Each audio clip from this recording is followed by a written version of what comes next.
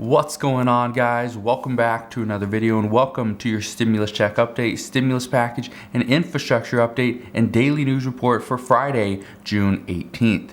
Now, in today's video, I want to break down what is really happening. I want to break down the talks, the discussions, and how this negotiation on this infrastructure package is ultimately going to play out based off of a lot of experts' current expectations.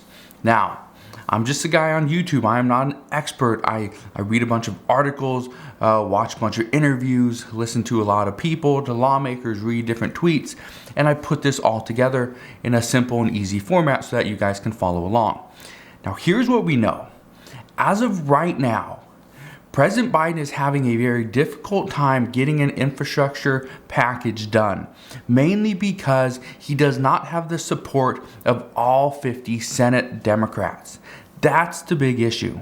But here's another big problem. Right now, Senator Joe Manchin, who is a Democrat, he is actually helping Republicans because he wants to see a bipartisan deal done. Now, why is this important? This is really, really important because if Joe Manchin is going to side with Republicans, that means Democrats only have 49 votes, which means if they were to take this bill or a proposal and do a budget reconciliation with it, it still wouldn't pass. They would only have 49 votes. They need 51 votes. In the 50-50 Senate, if 50 Democrats vote yes, 50 Republicans vote no, then the vice president, which is Kamala Harris at this time, she would be the deciding vote. She'd be the deciding factor. So she would most likely vote with Democrats. Well, here's the issue there. Joe Manchin he's not supportive of that yet. What Joe Manchin wants, and this is the reason why we talk about Senator Joe Manchin for the past few months, is because he is pretty much holding all the power right now. If he decides to vote with Democrats, Democrats could pretty much push anything through. However, that's not the case. And even in the House of Representatives, Nancy Pelosi doesn't have the votes there either. However, according to reports, that would be an easier sell. So here's what we know at this time. The other day, Joe Manchin mentioned that he is open to a change in the filibuster. We know this. Some are talking about a talking filibuster, but Joe Manchin is actually proposing a 55-vote filibuster, not 60, which means the minority party would only need to contribute 5 voters. Okay, 5 voters, not the 10. Because we don't have to get to 60, we'd only need to get to 55. So that, according to experts, that would be much easier, and this would still require 5 Senate Republicans, which would be easier to do, but, and here's the big thing, 5 is going to be easy because there are some on the fence. According to reports, there are some Republicans on the fence. And if it just came down to 5, chances are that Democrats could get there. Now, there is no word yet whether or not Democrats would have support for a 55-vote filibuster. But what I can tell you is Democrats are open to anything at this point. They just want to see something get done. They're tired of waiting on Republicans. Now, here's something else you need to understand. Right now, if we were to see a filibuster reform of 55 votes, what we know is that Democrats could pass their large infrastructure package. This would mean things like making changes to the filibuster. Obviously, opens the door for student loan forgiveness. Now, there's not a lot of Republicans that are in support of student loan forgiveness. However, what we are hearing, and this is the big thing. This is why student loan forgiveness, free community college, stimulus checks, Medicare expansion, the child tax credit extension, all these things are being discussed at this time because, according to reports, if there are 5 Republicans, just 5 Republicans that are on the fence about passing, let's say, an additional stimulus check. I'm just going to use this as an example. Okay, Democrats want to pass, or progressives want to pass an additional stimulus check. Cool. But Republicans, they don't want to tax the wealthy. They don't want to tax corporations anymore. So what we could see is Democrats say, okay, we will find a way to pay for this large infrastructure package. However, you have to agree that we need additional stimulus checks. So it's, okay, stimulus checks are in, and so is no tax hikes for corporations. Okay, that's just an example. And what experts are telling us at this time, or what they are anticipating, is that's what we're going to see. We're going to see a compromise. We're going to see this negotiation. However, once this filibuster, or if this filibuster reform were to happen, we will see Republicans come to the table with a little more eagerness to get a deal done, because now they know it's not 10 Republicans, which is very hard to come by. It would only be 5, which would put more Republicans on the fence, which would mean more negotiations, more of a compromise, which would also mean more deals would get done. Now, one thing I just want to address is that more relief will be coming. But what a lot of people are saying is that we're not going to see a large stimulus package, and that's essentially not true. With the current bills, the current proposals, or the frameworks that have been laid out by President Biden, what we know is that we got the American Jobs Plan. Okay, that is for things like pure infrastructure. But then we got the American Families Plan, which is more social infrastructure, or stimulus, as many people are calling it. This is free community college. If you are getting something for free, that would be stimulus. If you are getting, universal, paid leave, that would be additional stimulus. We're getting, pre-kindergarten. Again, more stimulus. This is going to be stuff that not only stimulates the economy, but also the American people as well. So this could be big. What we know at this time, there's a lot of discussions. There's a lot of discussions on so many different things. We know President Biden is now open to the idea of student loan forgiveness, which is additional stimulus. We know President Biden has been trying to work with the education secretary to get his response on as to whether or not President Biden can legally and authorize student loan forgiveness through an executive order. Because right now we just don't know. But he's working on that. We know Secretary Buttigieg, he was wanting to be moving forward with this infrastructure package. I can't even speak today. Because he knows that that Democrats are pretty much on a time crunch. They need to get this done. We are like, a little over 2 weeks away from the 4th of July. Chances are this deal won't get done before then. This negotiation, we might not even have this agreement yet in 2 weeks. And that's where some are saying we are going to see this whole Obamacare package thing. That's where this is going to start coming back. Okay, if you remember the Affordable Care Act, this took like a year to try to get bipartisan support, and it never came. It just started falling apart. This is exactly what the number 2 Democrat in the Senate, Senator Dick Durbin, he said this exact same thing, that he worries that President Biden is going after bipartisan support, but then in the end, nothing's going to come from it. No, I don't know.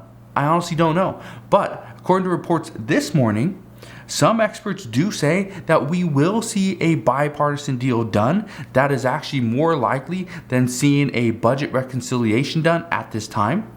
And if we see a bipartisan infrastructure package deal done, that would actually open the door to more stimulus, to more relief to the American people, which would actually be very good. Right now, we know that we are less than, I think it's like 20-some days, 27 days, something like that, away from the child tax credits coming out. That is that $250 or $300 per month pretty much boost or bonus to people with children. That's coming out. That's something it's guaranteed. It's not going away. We will see those payments. They will be monthly payments, according to the IRS. We also know right now that people that are on Social Security benefits, they're still struggling to try to just make it through this pandemic. But we're having so many increases in prices. Food prices increase. Used and new cars are more expensive. Housing's ridiculously expensive. If you want to buy a house, first off, good luck trying to find something and not paying over market value for it. You will most likely have to pay out of pocket just to get it. Okay? We're trying to buy anything. Toys, tools. You go to buy lumber at Lowe's or Home Depot, chances are you're going to overpay for it just because that is the way things are working right now. So many people are trying to just save as much money as they possibly can. But that leads me into the next thing. What do you do with your money? What are you doing? Are you investing it into the stock market? Are you investing it into cryptocurrencies? Are you investing it into a business, paying off debt, just keeping it in savings? What are you doing? What we know right now is many people, many Americans, are saving the majority of their money simply because of the unknown. They don't know what's going to happen. President Biden says we're getting close. We are getting close to that vaccination rate, that herd immunity. But yet, some experts say that the fiasco with Johnson & Johnson's vaccine, where they had to pause it, it's not getting the quite as accepted as Pfizer and BioNTech. We'll see. Moderna. We'll see. Is that experts are saying we have to go and get vaccinated. We have to get there. That this is a crucial time. But at the same time, okay? Now, governors are giving away, millions of dollars, $50,000 here, tickets to see certain sporting events, concerts, giving away just vouchers and food vouchers, different things like that, cash prizes for people to go and get vaccinated. But yet some say, why should we be enticed? Why should we be bribed to go and get a vaccine? It's just the way it is. That is just the way it is. That's also one of the reasons why many governors are actually allowing the state to bribe people to get back to work. Give them a back to work bonus, whether it's $300, $500, $1,000, even $2,000 for certain people of certain counties to go back to work. Just to go back to work. This is the economy that we're in right now. Is people have to be bribed. People have to be given money. And why is that? According to experts, they are saying the reason why the American people have shifted and are more likely to be bought right now is because of the lack of additional stimulus, the lack of relief that the American people received over this past year. That is what we're hearing. What some say is that if the American people got more relief and more assistance throughout this past year, they guarantee more people would be back to work. More would be back to work, not because they have to, but because they want to. But as of right now, the reason why so many people, and this is according to a few reports, the reason why so many jobless workers are staying on unemployment is simply because they make much more on unemployment, and they feel that it's the American government's their job to give them the money that they deserve that they lost due to this pandemic by closing down their state, closing down restaurants and businesses and hiking up prices all across the United States. This is what the reports are saying, is that it is these American people are saying that it's the government's job to give them back what they lost. Now again, today I feel a little more fired up regarding the packages, the infrastructure packages, the stimulus talks, the unemployment benefits, things like that, simply because just over the past few days, I've been reading a lot of comments, okay? A lot of comments. Try to comment on a bunch. Obviously, delete a lot of the spam comments. But at the same time, I'm reading these comments, I'm saying, okay, this person lives in whatever city and state, but they've been struggling for months. They're trying to get their SNAP benefits, and they're not getting those. They qualified, but they're not getting the money. They're trying to get their unemployment benefits, but the problem there is they're having to jump through other hurdles and other hoops just to get it. We're seeing people that are being evicted from their homes, Okay, even in a state where they can't, you're not supposed to evict anybody at this time, they're still being evicted. Right? It just doesn't make any sense. Then seeing how some people are hurting. I'm very much a family man. I got 3 kids, and to see somebody comment and say they're being evicted, them and their children have to go live in their car or whatever. That's tough. That is a tough thing. And so seeing stuff like that, that's one of the things that really fires me up is how can we not provide for people? How can we not provide for the people that pay taxes? Right? It makes absolutely no sense. And on top of that, I got a comment from somebody. I don't remember his name. I should have wrote it down, but he's a veteran. Okay, so he's fought for the country, and yet he can't get any assistance. He can't get any assistance. Him and his daughter. Okay, I don't remember if she had some type of illness. It's not life-threatening, but it's a serious illness, and he couldn't afford medication for her. Stuff like this, right? Makes absolutely no sense. What are we paying into? What are we paying into? What is the government helping us with?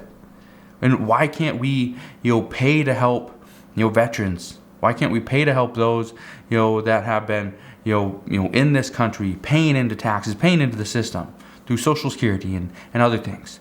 It just makes no sense.